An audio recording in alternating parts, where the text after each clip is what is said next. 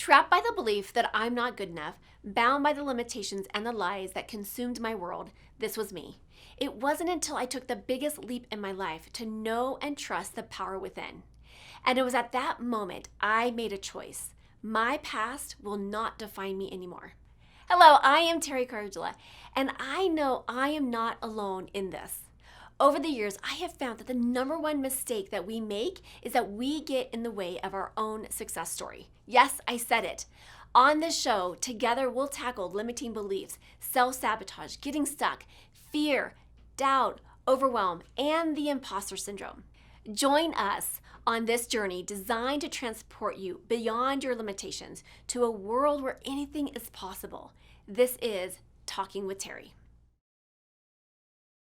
Hello, and welcome back to Talking with Teri, where we have powerful conversations to transform your life and your business. And I'm so delighted to have our guest today. I met our guest last week or 2 weeks ago in Dallas, and I can't wait. And I'm flying back in next week to connect and be on your show. So this guest is Doreen Milano. She is a Net Revenue Acceleration Strategist. Isn't that like a whole bunch of sexiness rolled into one? And she's the executive business coach. She's a published author and the host of Big Ideas, Small Business TV with Doreen Milano. So Doreen, welcome to the show today. Thank you. It's so excited to be here, and I'm excited to see you again in your studio next week. So, for folks that don't know you yet, bring us up to speed. Like, tell me, kind of your journey to how you got to be where you're at today. Well, it's been a long journey because it started when I was 2. Oh, heavens. Yeah. Well, I think most people's journeys, right? Right. When we're born, but I was born in a very entrepreneurial family. Oh, yes. And when you're in a group of Italians and they're all entrepreneurs, as kids, you're free labor. Oh, there you go. Okay. Right? So I got to learn business from my great-grandmother, my grandmother, my grandfather, my father, my aunts, my uncles, my cousins, yada, yada, yada. So the bottom line here is when you go through a process like that, you get the nuances that you don't ever get in education. Agreed. And I think it's so fascinating because I used to be a therapist, and we talk about the development and everything in the first 3 years of your life is the most critical because of what is happening in the brain. And the next kind of critical point is up to like age 5. But I'm just thinking about like your juicy little brain, like absorbing in all this yumminess. Now, I've always said to myself that I've always wanted to listen to books and CDs and just absorb that information. So now I get to talk to somebody who had that experience. Yes. So, I learned how to count by sorting pop bottles for my grandfather's construction business because he had all these soda machines. So I had to sort them by color and size and so on and so forth. And then I had to group them in groups of 5. Got it. Yeah. And I was about 2.5 years old. Oh my heavens. And so that was my job for a while because that's something I could do.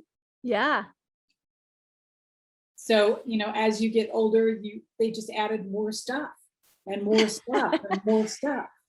And continue to see like all like you're right, that the little nuances that goes into the business, because I think, and you're a speaker, this, that like when you're standing up and you're speaking about business and you're speaking about, we give the high level, right? And, you can get into the weeds really quickly, but, yes, the weeds is part of the process too, to kind of. It is part of the process. Yes. But it's amazing to kind of think of like all the little things that you learned along this pathway of entrepreneurship. And, it's just, I'm excited to hear this journey for you. So you were very early on introduced and indoctrinated into the entrepreneur world. Yes. And we had weekly family dinners that were anywhere from 30 to 130 people. Wowzer. And just about everybody had their own businesses. My uncle was the president of the Pacific Stock Exchange. I don't know if they still have one or not, but way back then. Yeah.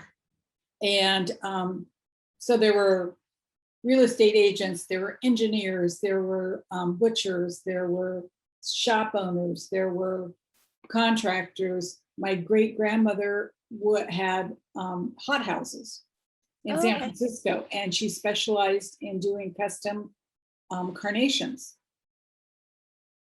And she specialized in how they smelled and the aromas that they gave. Yeah. And she would take them down to the flower mart every morning.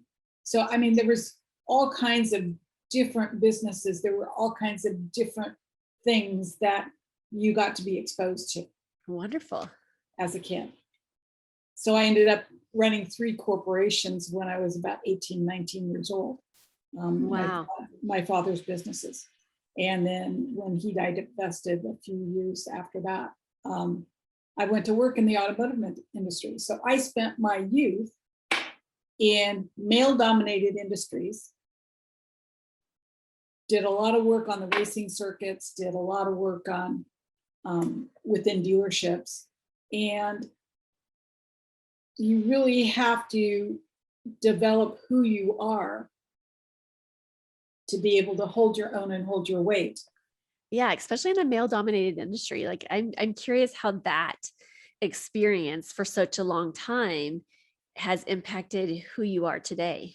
I speak my mind, I'm very direct, and I don't. That's not an easy, I've had a couple of guests on here before that have been in some certain industries where they've had to learn to create that thick skin. And that's a skill within itself to learn. It's a painful process. Yeah. I mean, there are times that I really tried to keep the emotion out of my day-to-day. But there are times that I would just went home and I just went, oh, I can't handle this anymore. Yeah. Well, what was that? Let's take a little deeper dive here, because I think that's important. Whether the listeners that are listening today is, in more of a male dominated industry, or just in like a more of a, almost like a female dominated industry too, because I think we can see some of those similar traits different. They're similar, but different. Yes. Yeah. Tell us a little bit more about, how that process was for you. Well, it was really getting to the point where you understood that the comments, even though they may be cutting and they may hurt, were not meant that way. Right? Right. Sometimes they were constructive criticism. Sometimes they were about dominance. And for the male side, it was really easy to be able to understand which ones were dominance and which ones were corrective criticism. Right. Where it got to be more difficult is when you had the mean girls show up. So in male-dominated industries, such as the motorcycle world or the automotive world, oftentimes you have females that come in thinking that the only way they can survive is to have the male-dominated energy be their go-to energy. And at that point, the comments may sound the same, but they're not intended the same. Say more about that. Well, in the mean girl realm, when you dealt with that, and I was a manager, an executive in the automotive industry, and so I got to see a lot of this. But you'll have people saying yes to your face and then backstabbing you, and you'll have people that are just giving you lip service and really don't want to engage. You'll have people, this is over many, many years. Now, I've developed a skill set where I just say, did you really mean that way? Oh, yeah. Did you intend? Yeah. Did you intend for that to come out sounding like it does sound? Right. And that's a great point, because I think sometimes if we don't have that skin developed, that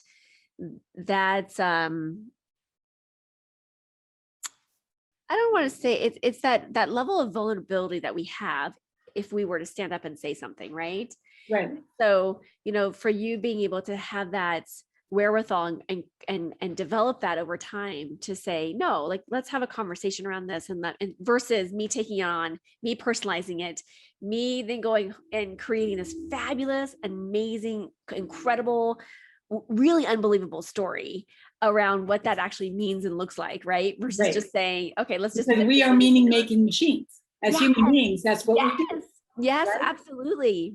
So I found that in the plethora of years that I was in that industry, it was such an incredible waste of energy and waste of time to not just stand up and say, did you really mean that way? Yeah. What are you really trying to say? Make it really simple for me. Yeah. Yeah, there's definitely a power in that, and owning that and being able to really address that head on.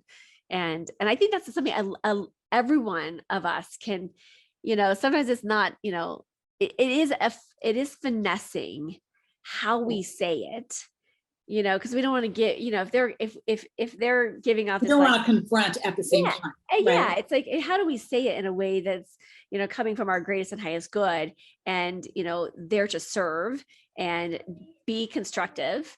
And so, how can we do that in that way so it's being more constructive on both ends, Exactly. And sometimes it's about having a conversation about you being more vulnerable, Yeah. right? And mirroring what you want the other individual to do. Right. That's so powerful too. And recognizing, because we all have lenses. We're all looking through lenses, Right. every experience that we have in life and in business, we have our own invisible lenses that we're looking through everything through. And so I was just having this conversation earlier today around this concept of, how we see something can be very different than the world sees it, that doesn't Absolutely. have those same lenses as us. Yes. So, I used many different techniques. Sometimes somebody would say something, it would hit me sideways. And I just walk over and I go, how was your morning? Yeah, a little bit disarming in that sense. What happened this morning? Yeah.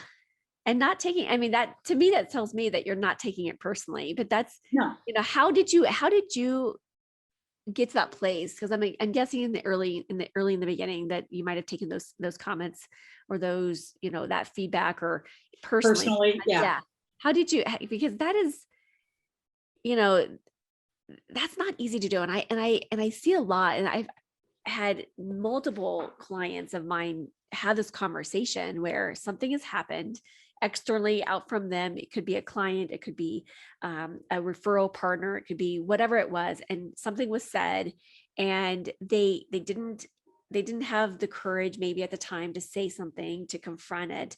And so Yeah. they took it, and they said, you know what, I'm going to make this great story. And then they now throw themselves off their game, and now they're avoiding the person because they don't want to call this person back. They don't want to have a conversation That's because nobody got to the bottom of the line and told exactly. their truth. And they have now wasted, not, and sometimes this is part of the process, so I don't want to feel like it's wasted, but they've wasted their energy, they've wasted their time on the situation. And it could have been easily, okay, let's clear this up, and then let's, What was the process? yeah, like, what is that process? What does that Okay, look so like? Yeah. the process started with somebody comes at me and goes, yeah, whatever it is. I do not respond for 24 hours. Yeah. And you just sit with it. You don't do anything with it. And and just notice what emotions are coming up for you. Are you getting angry? Are you hurt? Are you betrayed? Are you sad? Are you happy? What's going on for you?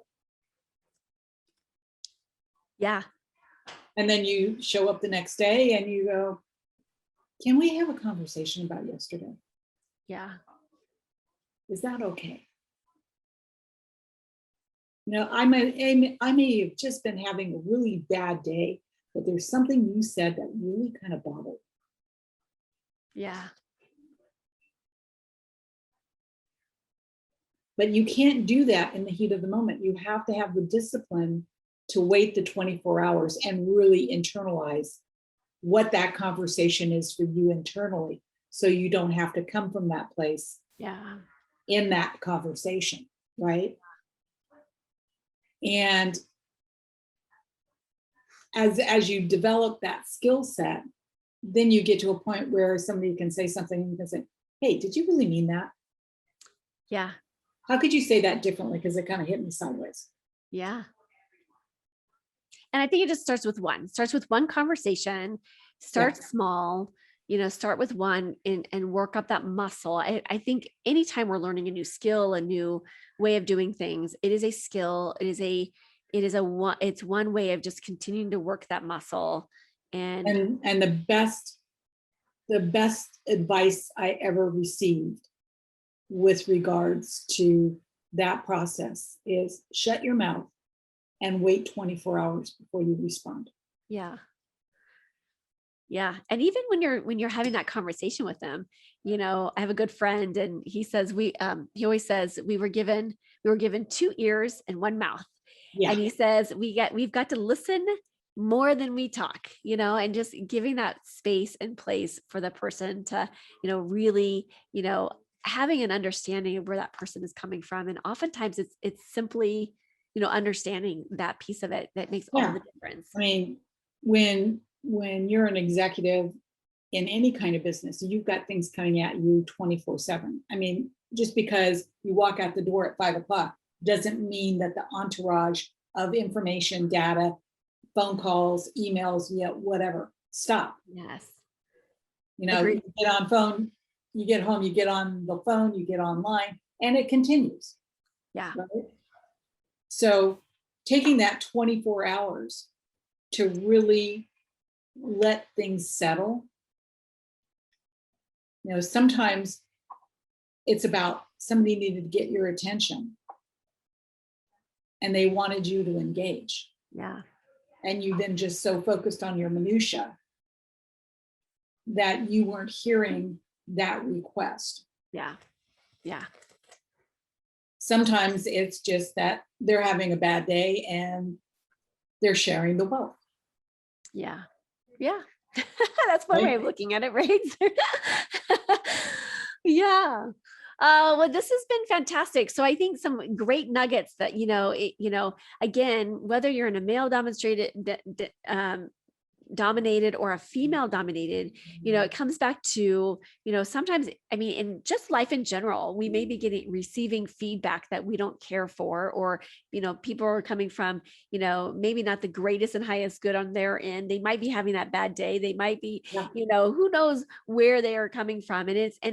I think it's our duty to be really clear on what is ours. Okay. What do we own, and what is theirs, and what do they get to own, and whether they're owning it or not, it's not our responsibility to own it for them.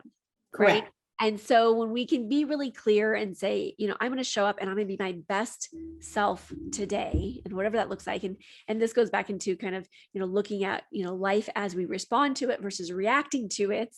Right. And like you said, giving us the space, the 24 hours before you communicate with them, sit with those feelings, really, take a deep dive and look at and reflect back onto you, is there something that you could have changed? Is this really on them?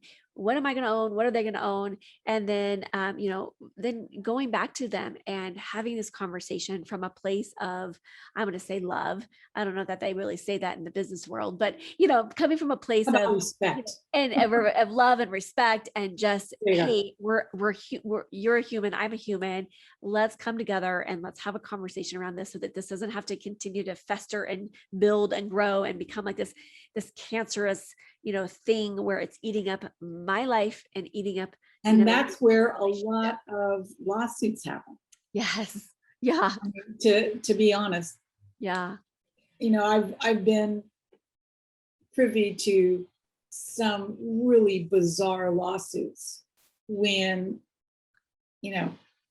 people were joking around and the individual they were joking with took it all very personally. And it got out of hand, and there were, Yeah. discrimination lawsuits and all kinds of things that were going on. Yes. And, it wasn't about color, it wasn't about race, but it was about something else. Yeah.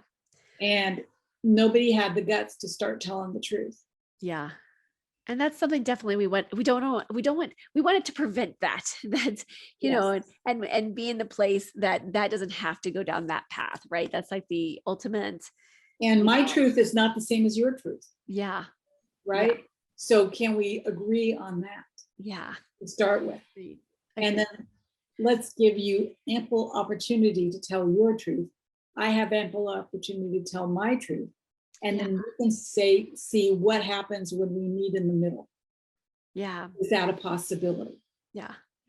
And I think this is great for just any life situation, including families, including our relatives, including, Well, family business is a real mishmash. It's hard. yeah. I mean, let's just lay it out the way it is. Yeah. Family business is not easy. No, I have several clients that that are involved in their high level in the family business, and whew, It's not easy. that's a different animal. I mean, we could have a whole different We conversation could have a whole on different that, like a whole conversation different on that. conversation on that piece of it. So for the listeners that have been listening and want to find out more about you, because they want to connect or collaborate in some way, where can our listeners find out more information about you? Well, you can go to capital V number 2 E .biz. That's my website address. Okay. V2E.biz. You can start there. I also have an academy, which is V2Eacademy.com. And that academy gives you some of the basics that you need in business.